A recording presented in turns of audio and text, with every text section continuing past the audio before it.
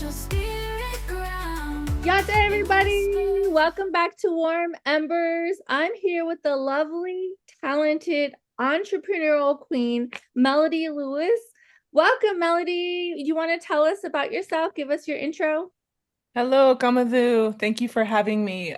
So again, my name's Melody Lewis. I am Mohave Tewa Hopi, raised on the Fort Mojave Indian Tribe, and I am the founder and owner of Indigenous Community Collaborative and currently based in Phoenix, Arizona. It's good to be here. Awesome. Thank you. So, do you want to give us a little bit of background, where you grew up, if you attended college, that good stuff? Of course, I'd be happy to. Again, very excited to be here today. I too like to have like conversations and get to know each other. But yeah, I was born and raised on the Fort Mojave Indian Reservation. And so for those of you that aren't familiar, it's where Arizona, California, and Nevada meet. Oh, So we're located across the tri-state area. And my people are the river people. So we're located along the Colorado River. And going to town for us, like, we're in a rural community. Going town to town for us was actually Las Vegas, Nevada. So it's like no an hour. Yeah, way. it's like an hour away. Oh my So God. that's where I was raised and grew up, live and breathe basketball. I was a res baller. Oh my. Uh-huh. So yeah, that's all I did is played basketball and swam on that river, the Colorado River. Um, Goodness. I was good enough to get a basketball scholarship, and that's what brought me to Phoenix. So, Okay. yeah, played basketball at a junior college um, in Tucson, Arizona, called Pima Community College, and then finished my degree program at the University of Arizona. So that's where I went to school. That's a little bit about me. Awesome. So when you were in school, did you have like a mentor or somebody to guide you through the process? I don't want to date myself, but that was a while ago. I think about like I guess just the story behind of just like our background is, you go away to school and when you're at school, you quickly realize like you're the only native in that space, right? Especially in, freshman classes, there was like 500 students in there and you're kind of like, where's all my native people? There's not very many. But there wasn't very many supports, or if there was, I wasn't like brave enough or confident enough to seek them out for whatever reason.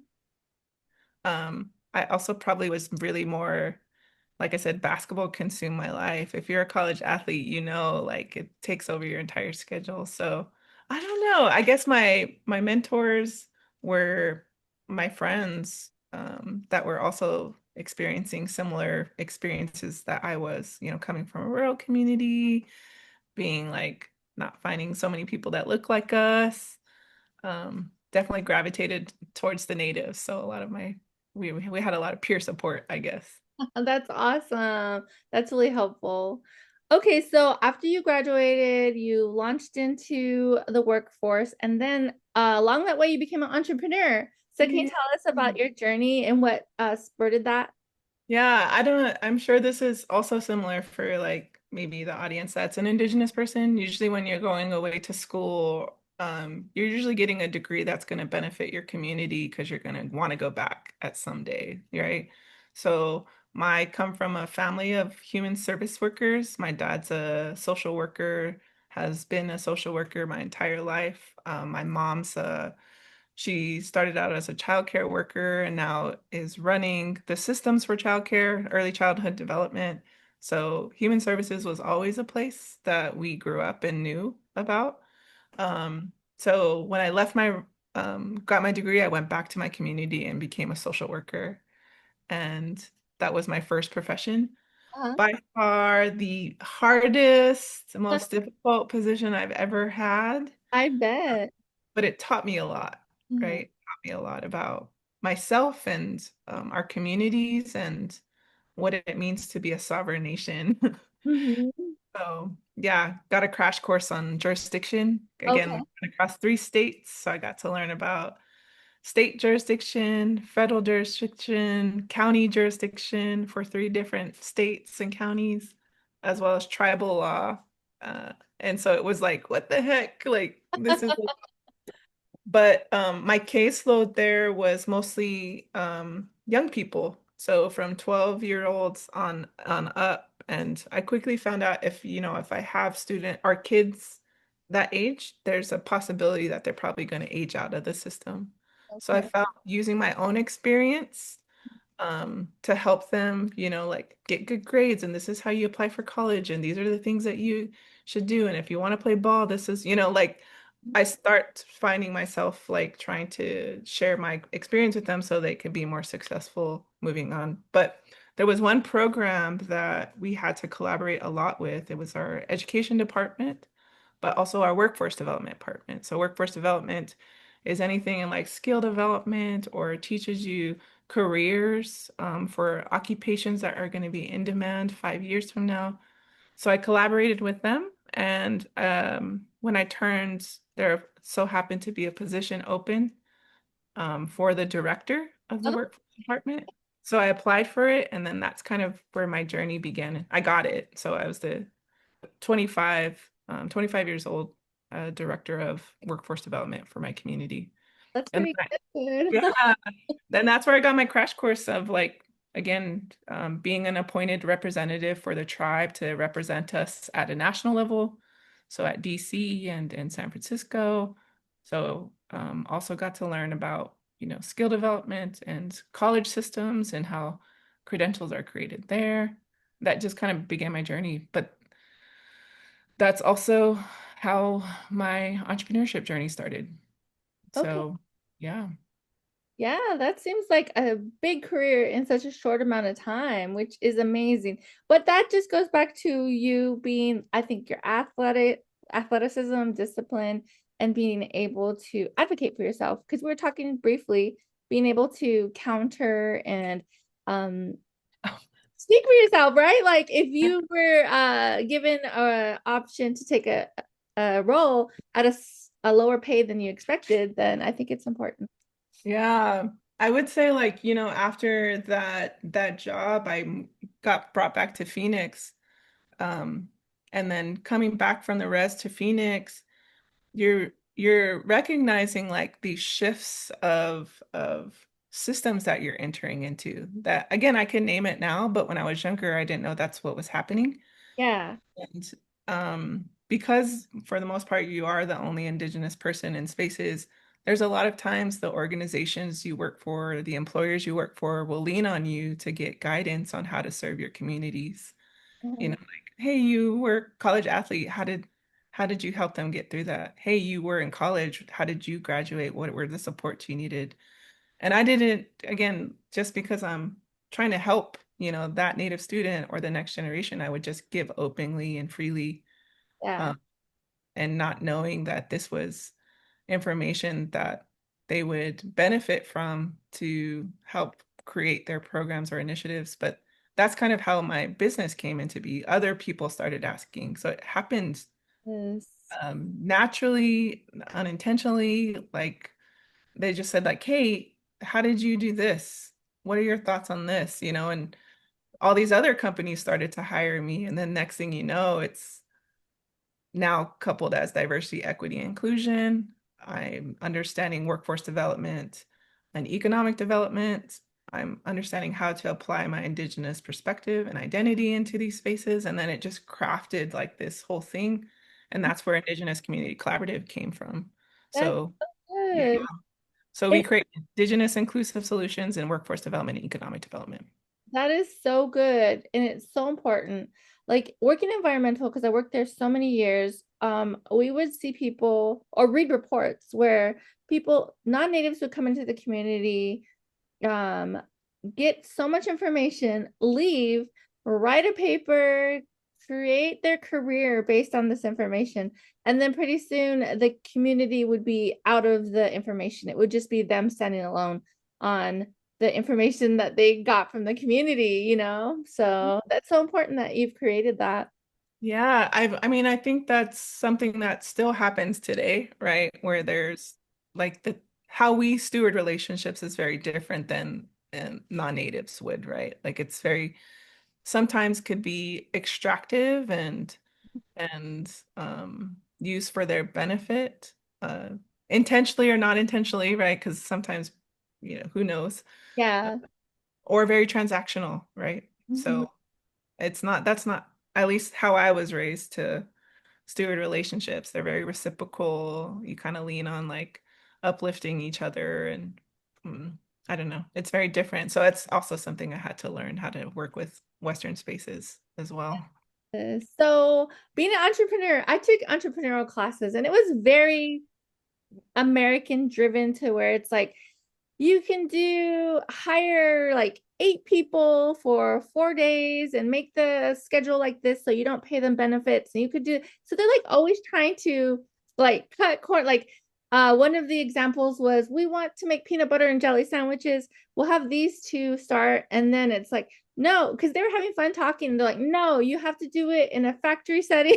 Like it's like nobody wants to do that, but from the Mm. business perspective, they're like, this is what you need to do. But it's like from the community perspective, no, we want to make sure that they're okay, and then we're getting our product out there too. But yeah, it was really interesting. So Oh, I mean, I think that's the story of our lives being an Indigenous person, right? Like these Western frameworks and environments are very different from how we would function, right? Reciprocal, relational, trying to reclaim our identity, revitalize our perspective, assert our values and how we see the world in spaces, and they don't match. oh, it's really Need interesting. a bridge, yeah. Yeah. Okay, so getting into the entrepreneurship, you started 2 companies, and one is very business focused, helping the community get into business, and then the other is an art space, which I, as an artist, absolutely love that. And can you share with us how you birthed this? Where did the ideas come from? Yeah. So, I think there's two things I would say around like how it was created. I think growth of our business as a consulting firm, it made sense for us to grow into a space, Uh-huh. right? And this space would be a model for economic development because that's our jam, right? So that's kind of for us. The other part is collaboration. We partnered with an individual who was an artist and a creative. If we are engaging and serving Indigenous businesses and entrepreneurs, at least half, if not like somewhere around there, the percentage, anywhere from like 40 to 50% of all of those Indigenous businesses would be creatives. Uh-huh. It, it's just who we are as people, right? Like we are Exactly. people. So it was by accident too, of just like I think that's what entrepreneurship is. It's just an evolution of trying to create a solution, and then that solution kind of shapes into what it becomes. But because we're so community focused as people, the community decides what that space is going to be, right? So I went into it as a space to deploy an economic development strategy. So how can we circulate the dollar within our own economies? How do we provide resources to our Indigenous businesses and entrepreneurs to help them thrive in these Western systems? And how do we give a platform to launch any of those ideas? So if they're a consulting business like myself, what I needed was office space, a place to host workshops and conferences, a place to have my mail delivered, like as a service space. But for product based and artists, it Yeah. was as a physical location. I need a gallery space. I need a place to storefront to sell my items. I need an event space to host this creative experience. So that's kind of, they were two separate types of businesses, but they're very much connected. Yeah. So ICC co-founded Cahokia, Indigenous Community Collaborative co-founded Cahokia. It's a subsidiary of our business. And so it was just the business growth strategy for myself Uh-huh. to expand it if I'm thinking about in a Western way. But really, it was another resource and tool that I could contribute my skill sets to the space to uplift our community, their ideas, and build skills. So it I still had workforce development and economic development in there. That's a good way to explain like an entrepreneurial vision, but through a community lens, you know, so good. If you had to ask me when I first started the space, I probably wouldn't be able to do that. But now that I'm on the other side of it, I'm able to like see it. But I think that's with all experiences, Yeah, right? You exactly. can't really articulate it until you have to go through that journey. And at the end, you'll kind of look back and you're like, oh, that's what that was, or that's what that is. So, yeah. Yes, that's so true. As your entrepreneurial journey is always like throwing spaghetti at the wall. Did it work? Let's see, you know? And then it's like looking back, like, yeah, when I was little, I lived there in Phoenix briefly with my mother, and then there was such a community there. There was like the Indian Center. I don't know if they still have Indian centers, but Yes. there was like we would go there and there'd be like people from all over the local reses, but still like Navajo and the local Pueblos, Apaches, and everybody would be there. Like it was just like this community spot. And I just remember the community and the large Native community in Phoenix. So that's Yeah. you're extending that with your space. Cahokia. And what does that mean? So Cahokia was an actual civilization that existed near the Great Lakes area. Okay. So if you were to like when we first started to think about a name for the space, it was like I had a friend that was from that community, and he said, "Oh, what you're trying to do here is kind of like Cahokia, but Mm, it's just a modern day version." So Cahokia was a, a location, a people, a place where Indigenous people, it was an economic hub. So that's where Indigenous people would come to innovate, create, exchange ideas. uh-huh. It's kind of like also equivalent to Southwest Chaco Canyon. Okay. Yeah. And so they're economic hubs before colonization that existed. Uh-huh. And we called our place Cahokia because we wanted to be a modern day version where Indigenous people met to create, innovate, and exchange ideas. Because Phoenix has one of the highest urban Indigenous populations in the United States. Uh-huh. So we have representation from so many Indigenous people. So that's kind of where the name came from. Yeah, I mean, at the core of it, it's really just trying to in a reclaim or revitalize those innate values that have we've had from generations before us, that we've always been economic drivers, traders, innovators, and it's been there. So it would be the modern day version of that. Oh my God, that's beautiful. I love that because so working in environmental, I love the aspect of food sovereignty, right? So then yesterday, I think was pumpkin spice season or something, but I'm always like, okay, without Native people, Indigenous people, there would be no pumpkins. So let's give credit back, you know? And then even potatoes, like a lot Yeah. of people don't know, potatoes were cultivated in South America, but traded all the way up to, they found them, Mohawks had them, they found it within the last, what, 20 years, a bowl or something that had potatoes in it. So I'm like, see, I think it's like, I mean, I guess something that I learned out of that space because we're so diverse. Our people are so diverse. We yeah. come from so many different backgrounds, and our identity has also been impacted by colonization, right? So our access to the words, the languages, the experiences that we are both talking about to right now in this moment. If you would have asked me like 6 years ago, I wouldn't be talking like this, Yeah. right? I didn't have access to that. I didn't realize like that's something I had to feel and revitalize in myself. So, I mean, I don't know. I think creating these space also is meant to support Indigenous identity in a way that would help people feel culturally confident to be able to express and say, like, oh, that's what I'm feeling. Like, Indigenous foods are in the Western framework, superfoods, like whatever, but it's like it's us connecting the dots or being a support system also for those cultural things that are desperately and needed for for our young people, especially in the urban settings. I don't know. Yeah, I bet. Because a lot of our knowledge, like you said, was impacted. And just getting together and like networking and just socializing and being in community, I think it just kind of revitalizes that in our mind. Like, okay, I remember that from back when my Moshena or my Che said that or something, you know? Yeah, and it's also like a source of like safety or a source of like feeling whole. Like I Yeah, didn't know I was missing it until I was in the space with everyone. I'm like, oh, I feel whole. I didn't know I was needing that or I was missing that. yeah, that's beautiful. Okay, so let's go on to your matriarch mixers. I Mhm. saw that on social media on LinkedIn and I was like, this is amazing.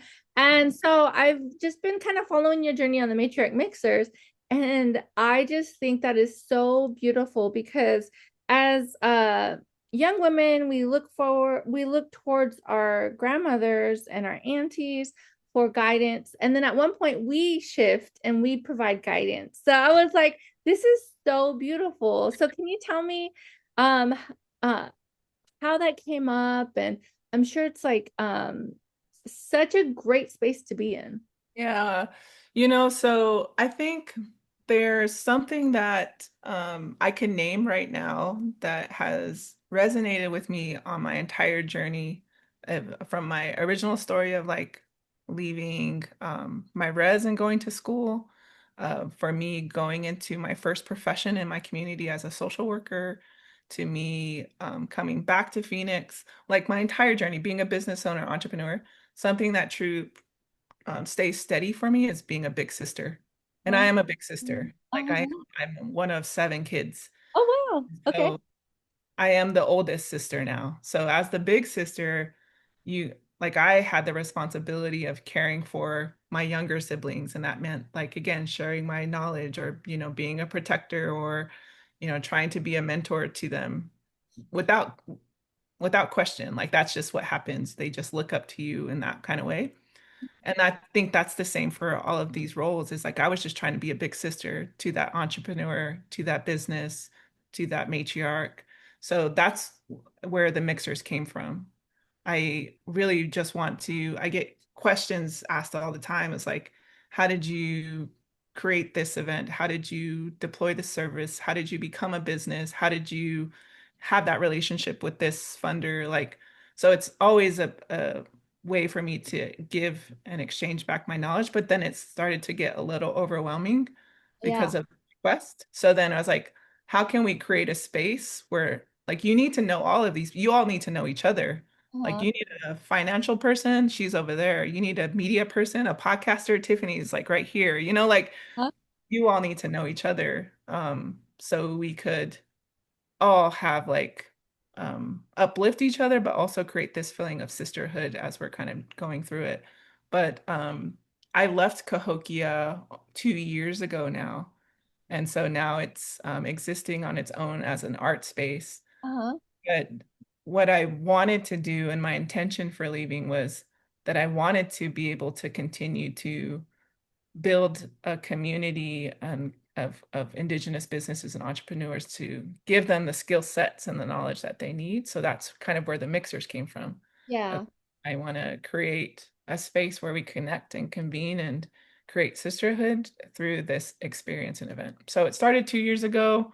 We started out with like 20 Indigenous women. And one of our largest events, we had 297 and we sold out in 48 hours. Oh So my gosh. it's it just goes to show like it's a space that's needed for everyone, where we could go into a space and not explain ourselves, that we could come in and just talk about, like the cultural things that we're navigating in our spaces and get these conversations going of support and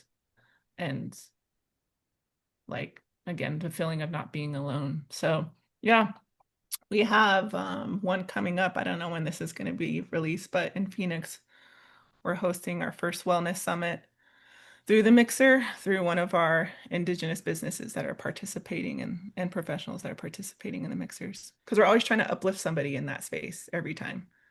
Um, and then one thing I'll say before I stop, but the one thing I'll say is that we do incorporate to indigenize this experience, networking experience. We do incorporate an earring exchange. Oh, And so, cute. yeah. So like it started out between there's 5 co-hosts that are part of the mixers. They're all sisters that I've worked with. Turquoise, Devereaux, Mackenzie Dupree with Still She Lives, Jillian Wan from Connected Media, Catherine, who you got to meet Catherine before as a nonprofit professional, and then now Roshan Spotsville, who does photography. And all 5 of them have a unique lived experience, a unique perspective, have come from a generation that's their own. So it helps us create these experiences that kind of has multiple perspectives involved. That is amazing because as Native women, we are at odds statistically on the Western science, when you look at the statistics, because I used to have to, for my air program, have to do these every 5 years. We do like a health assessment, like what are we looking at? And it's like the food we're eating, experience in attending college, higher education, we get the lower pay. Just I could go on and on, right? But having these type of spaces, I think just probably create like a butterfly scenario where you have some people who are kind of like in their shell still and they're able to expand their wings. When I started in environmental, it was so funny. I would always wear blue jeans and a hoodie, and then now I'm like attending fashion shows, making dresses, and it's, I think, just being in a space where you're allowed to, like, people give you permission, because from sometimes we need like, oh, it's okay, this is a safe space, we Yeah. can grow, and I think that's what you're creating. So what have Yeah. you, some of the results? Well, I mean, I think that's one result that you're kind of bringing up there is this like feeling of safety. Mhm. Um, I think it's also having access to different generations of matriarchs.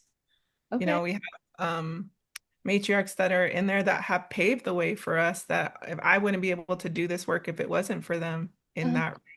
We have ones that are just starting and emerging in their careers or their businesses. And so all these levels of experiences and generations of experience in that room has um, proven to be such a space where we could just kind of like learn from each other, furthering like, that sisterhood, right? Of being like a big sister and kind of teaching and sharing knowledge. So that's something that I've learned of like, we've had, I'll just give an example. We had somebody in one of our matriarch mixers that was recently retired. And she's like, all I ever know is to work and I didn't know what to do with my life. And these spaces have created, a place for me to give back to community or teach or given me purpose basically. And I was like, what the heck? That's Oh, really cool. I didn't know that, the retired community of Indigenous women that have only known to work their entire lives needed this space. And we have young people that was like, again, just starting coming in and just like, wow, I seen you on social media or I seen that person on my feed and they're here, or that person that created my freaking textbook in college is here, like it's just like to see the possibilities as a young person in that room has also given them, like I guess the understanding that it's possible, right? So again, that's like two very far ends of the spectrum and a lot of other experiences in between. uh-huh. So that's been really cool to see from come from the mixers because it was just intended for us originally just to be a networking experience Uh-huh. to connect each other, and it's just grown into something again so beautiful. Yes, you definitely are a world changer. In our community, to be able to um see a need and then be able to put the love into action and create these things. It's Yeah. there's a, because we see things that we could do, but then to be able to actually make the jump and say, I'm going to do that. So, what do you think people out there who are listening and they have an idea, how can they make that transition, do you think? Oh. I think it starts with ourselves first. I think you really have to be reflective and your strengths and your abilities and really lean into those and just start. Like I think a lot of times we are are our own worst critic, Yes, you know? definitely. And I think we could come up with so many, if I were to do a pros and cons list, we could come up with all of the cons to not do this idea, you know? But I think something that has helped me kind of deploy new ideas and new initiatives is that you are probably the first person to do this. You're in your family, in your community, um, in your own little space. And it's going to, you have to be okay with that.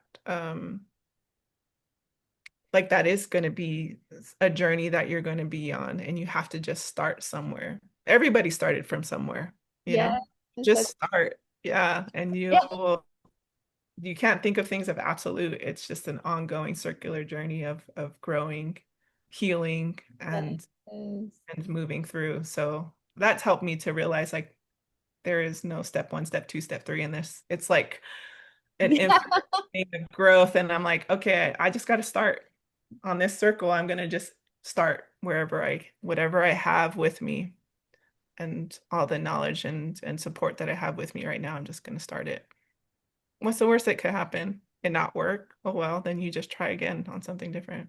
Yes, that is such good information, listeners. I hope you're taking notes because that is so perfect. I love listening to other entrepreneurial podcasts, and I can't remember who it was, but the lady was a huge success, and she said, "Oh, she started like so many things and just abandoned them." She said you wouldn't think any like the perception they have of her as a successful business person. She's like, but I've also abandoned like 30 projects that didn't work out. So you got to pick one of them's going to work, right? And I think also it's like um I think doing it from a good place too. I think that's another thing I'll say is like just being a nice and kind person, uh, Yeah. putting an idea out into the world. Um, you give what you get in return. So if you're doing it from a good place with good intentions and, as a good person, it'll Yes, be successful too. So put that good energy into it too. that's perfect. Okay, so when you're doing these projects and let's talk about funding. So when I applied for because I've been scanning, I get emails for entrepreneurs to apply for funding, and I love telling the stories. Just like for the Black community, there's like all of this funding. They're like, if you even have an idea, we want to fund you. And for the Latino community, it's not as much, but it's still, you don't have to have like all your financials and proven that you've had 5 years of success. But in the Native community or the bankers, they're like, we want to see your financials. You have to have been in business for 2 years. You have to have like all this stuff. But there's no like, if you have a dream, we'll fund it. So it's really interesting, especially in this administration, because environmental, a lot of people are saying their grants are getting cut. So what have you seen and what are some of the advice you have? Yeah. Um, I guess I'll just call out to like there's some things that are in our excuse me. There are some things that are in our control and there are some more things that are not. Yes. So if I think about the things that are not this administration and the decisions that are being made and impacting us, obviously like that's something that's happening, but what's in my control right now is fostering relationships with the organizations that I want to partner, collaborate, leverage, and seek funding from. Okay. So I'm going to put myself with those relationships. I have all the control over that right now. So regardless if it's a competitive landscape to apply for funding or a lack of areas to seek funding from, like those are all getting hit, and we know that. So what's in my control? I'm going to go into and start curating relationships with people that I want to work with, collaborate when funded, and that's what you have control. So I would start there. Yes, listeners, again, I hope you're taking notes because that is key. I have a friend who started a environmental nonprofit, and it just like within 10 years, like boom, she was doing all of these amazing things. But her number one thing was create those relationships with the funders and get out there and network and be a good person because she is like the sweetest person. So, and I think that's you're just resonating what, that what's out there is just like curate, create, and then be a good person. So that's so awesome. I do have resources for funding though too, and I lead people to that. So if you're like looking on like also something that's in control is your knowledge and your capacity. So also just feeding your brain with all this information around grants or who are the organizations or people that have these resources for you to look into. And it's for me, if you're in Arizona, if you're in Arizona, we work with a startup Tucson, Okay. Local First Arizona, and they have an entire website. If you go to their website, that lists all of the grants by every single type of theme. And as Indigenous national organizations, obviously we work with New Mexico Community Capital and Native Women Lead. So, and Roan Horse Consulting. So they all follow their Instagrams because I do. That's how I stay appraised of funding opportunities, growth opportunities for like apprenticeships, internships, those types of things. They do a really good job of that. So that's a starting point. There we go. Yes. So, what is your networking advice? What is your big piece for people out there? Because sometimes natives, we could be just shy.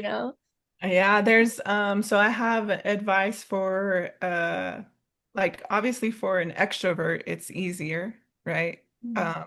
I would if you have the option to is if you're an extrovert, step into spaces that you lack knowledge of or you lack relationships with, especially if they'll advance your business idea or your organization. So, for example, I want to buy land and property. So I Uh-huh. started attending networking events with the developer association. So, like I know nothing about it.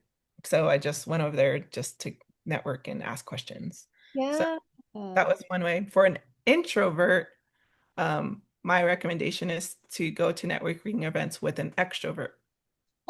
That's key. I tell this for everyone. Like, there's this TV show called How I Met Your Mother, and there's Uh-huh. these two friends, and Barney and Ted. And so Uh-huh. going out, he'll say like to be his wingman or whatever. He'd be like, "Have you met Ted?" And then he would just leave, and Ted would take it from there. So that's what an extrovert would do. It'd be like, "Have you met Tiffany?" Like that they're like your professional hype man. Yes. Podcast. She tells stories from an Indigenous perspective. She has this many episodes. I think she's really good at crafting this. Have you met Tiffany? And then I bounce. You That's know, so cool. I love that. And I'm like thinking of all the people I know. I'm like, I'm gonna drag them with me to these things. like a tip. And then you like they kind of just set you up, and then you're kind of just like, oh yeah, yeah, this is what I do, and this is like, and then it kind of starts from there. Then you have your one. That's so good. Thank you. Okay, so what's next for you? Oh, so what's next? I do want to buy land. I do want to buy property. I think that's something really big, but I want to go back to my community. Yeah. A Oh, lot of my initiatives are in Phoenix, so my next step is going back home and offering what I'm offering here back home to my um, rural communities and then our sister tribes. oh, So that's that so would be, yeah, all of the lower basin tribes of the Colorado River from Yuma all the way up to Supai. uh-huh. Awesome. I love that. And more Matriarch Mixers. They're gonna follow us at Matriarch Mixer because we have so Yes. coming everywhere. So we're gonna do three rapid fire questions. Okay, if you could have one native food on a desert island, what would it be? Tortillas. Ah, yes, be out there. Okay, so what piece of advice has guided you along on your journey? Um, I think it's like I think it is just being a like a big sister. Like I think the one advice is like for my aunties and my moms, like I had this matriarch knowledge or this type of matriarch energy in me, and to lean into that whenever possible. Oh, that's beautiful. Yes, to give acknowledgement. And yeah, that's so good. Okay, so what is your self-care go-to? Oh, mm. Mine is like literally very basic things at this point. And it's literally getting sleep and drinking water. Like it's that basic. And I'm an athlete at heart. So if I can get into the gym and do some lifting, Huh? that's my go-to. And I do it with a sister here, CC Deed, who has a Generations for Change organization that focuses on fitness for women. Oh my gosh, that's so amazing. Yes, because when it comes down to it, we need that sleep to recover, especially if you're weightlifting. Oh, I love lifting. It's fun. She kicks my butt. But Oh, that's awesome. But Melody, thank you so much, Wopala, for this time. I just so enjoyed it. I love being in your energy, and I look forward to seeing more of the Matriarch Mixers and all the big things that you're going to do because you definitely are a world changer. yeah, no, I think it's such an honor to be here. Thank you for inviting me. I'm glad that we got to reconnect years later and share stories. Thank you. Pray to the creator, let your spirit